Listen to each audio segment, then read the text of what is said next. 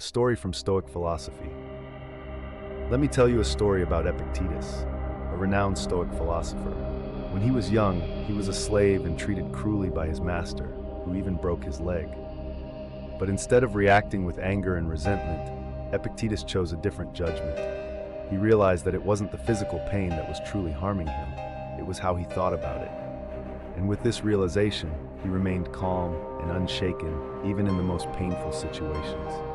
Epictetus' story is a powerful reminder that we can control our emotions by changing the way we judge and perceive the world. No matter how bad a situation might seem, we still have the power to decide how we respond. Conclusion: take control of your judgments. Once you realize that your emotions stem from your judgments, you can begin to reshape your life in a more positive way. Don't let negative judgments cause you unnecessary harm. Learn to see things as they are, without labeling them as good or bad, and you'll find that life becomes much easier to navigate. As Marcus Aurelius said, choose not to be harmed, and you won't feel harmed. The power is in your hands, so why not start today? Choosing calmness and courage. Calmness is not indifference or weakness. It's a sign of true courage.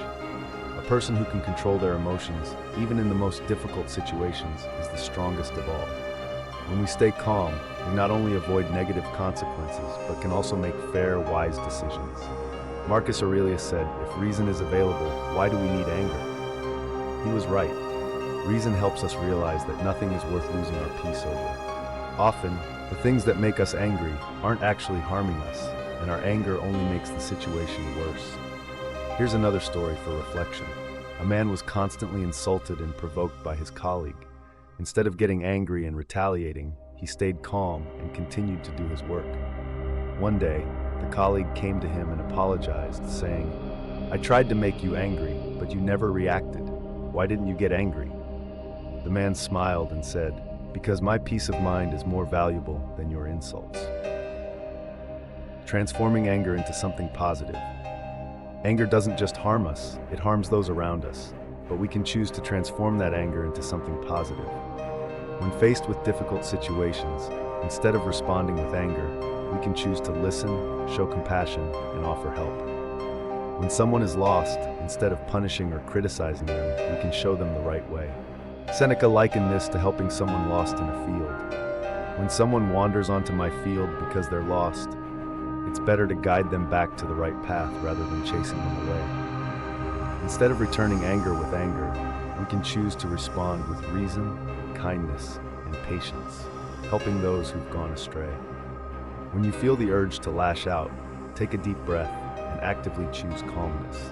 This calmness will not only protect you from harm, but also allow you to act justly and courageously. As Marcus said, the calmer a man is, the stronger he becomes. Anger doesn't change anything. In most cases, getting angry at circumstances won't change the situation.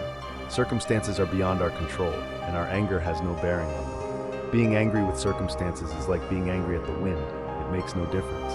The situation won't change, nor will it improve because of our anger. Often, the things that make us angry don't actually harm us, and our anger only makes the situation feel worse.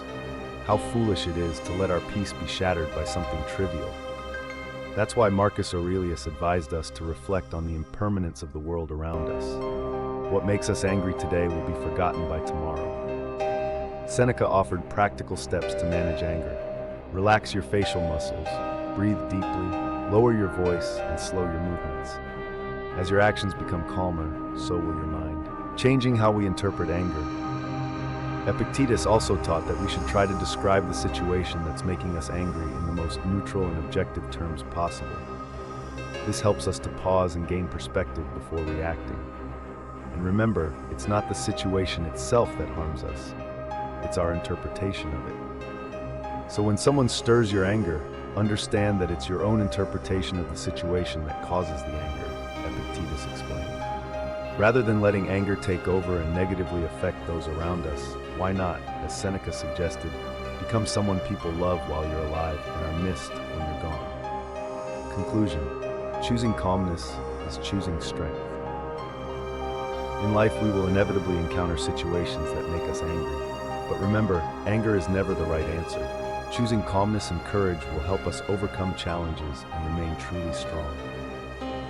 Instead of letting anger rule you, choose calmness. As Marcus Aurelius wisely said, the calmer a man is, the stronger he becomes.